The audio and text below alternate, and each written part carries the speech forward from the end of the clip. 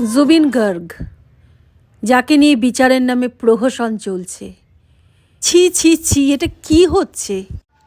নমস্কার, অনেকদিন বাদে সবার মুখোমুখি এলাম।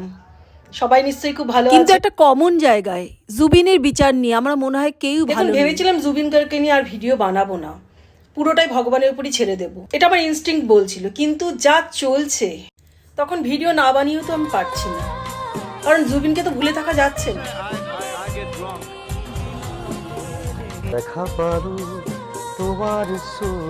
যে জিন্দেগি ভর কোনো পলিটিক্স করেনি, পলিটিক্সের থেকে শতহাত দূরে ছিল, একটা শিশুর মতো ছিল, শিশুর মতো সরল মানুষ ছিল, আজ তার সাথেই পলিটিক্স হচ্ছে। আর পলিটিক্স হবেই না কেন? পলিটিক্সের বিরুদ্ধে জুবিন বলেছিল বলেই কিন্তু এই চরম স্টেপটা ওর বিরুদ্ধে নেওয়া হলো। এটা কি বুঝতে আমাদের কোনো অসুবিধা? আমার এই ভিডিওটা স্ক্রিনে যাচ্ছে, আমি যা লিখে দিয়েছি একটু পড়বেন প্লিজ, আপনারাও বুঝতে পারবেন। আর সিঙ্গাপুর সরকার যেটা লিখেছে সেই পেপার কাটিংটাও আমি আপনাদের কাছে রাখছি।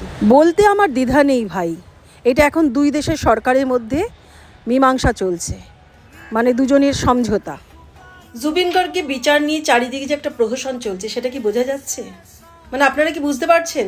অবশ্যই পারছেন, কারণ আমিও যেমন জুবিনকে নিয়ে ভাবছি, আপনারাও ভাবছেন। জুবিন গার্গ কি সত্যি বিচার পাবে, সত্যি জাস্টিস পাবে? মনে কিন্তু হচ্ছে না। এখন একমাত্র ভগবান পারে। জুবিন গার্গ, সুশান্ত সিং রাজপুত, এদেরকে বিচার দিতে একমাত্র ভগবান পারেন।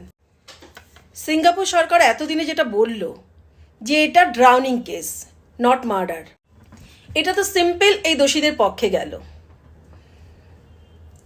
আসাম সরকার আমাদের প্রেসারে, মানে আম জনতা, আসামের জনতা, মানে বাংলার জনতা, সবার প্রেসারে এই কেসটাকে বলেছিল মার্ডার কেস, কারণ আমরাও সেটাই মনে করছিলাম। আর তাড়াতাড়ি করে তাদের ঢুকিয়েও দেওয়া হলো।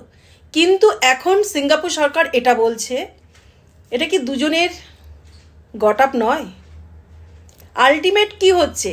তারপরে জুবিনের লোকরাও চাইছে তাড়াতাড়ি বিচার হোক। তাড়াতাড়ি বিচার তো প্রথমে কথা তাড়াতাড়ি নয়, বিচার মানেই দীর্ঘসূত্রিতা। আর যদি খুব তাড়াতাড়ি করতে যায়, তাহলে তো বিচারের নামে আরও বেশি প্রহসন হয়ে যাবে, লুপ হোলস পেয়ে যাবে, আরও দোষীরা কুইক মানে বেরিয়ে যাবে। বিচারটা ঠিক মতো হওয়া দরকার, নট তাড়াতাড়ি, ঠিক মতো হওয়া দরকার।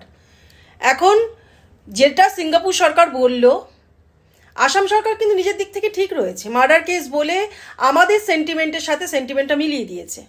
কিন্তু এখন সিঙ্গাপুর সরকার যেটা বলল যে এটা ড্রাউনিং কেস, মার্ডার নয়, তাহলে যে কজন জেলের মধ্যে রয়েছে, জেলের বাইরে তো আরও মাস্টারমাইন্ড রয়েছে। আমি এটা বিশ্বাস করি, আমি এটা মানি, জানি, আমি ভয় পাই না।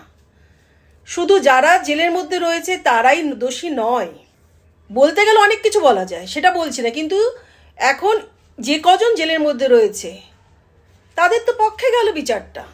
তাহলে কি সত্যি জুবিন পাবে জাস্টিস? তাহলে কি এখন আমরা শুধুই বলতে পারি জাস্টিস ফর জুবিন গার্গ?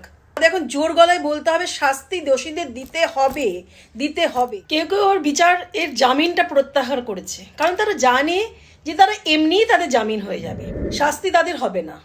কিন্তু এখানেই কিন্তু শেষ নয়, এইসব দোষীদের শাস্তি একদিন হবে। এই শিশুর মতো সরল মনের মানুষটাকে, যাদের নিজেদের সুবিধা সিদ্ধির জন্য যারা মারলো, হ্যাঁ হত্যাই করা হয়েছে, কোনো ড্রাউনিং কেস নয় এটা। এখন Singapore police, Assam police, Narendra Modi এসব দেখেই কিছু হবে না। এখন ধৈর্য ধরে ঠিক বিচারের জন্য লড়তে হবে।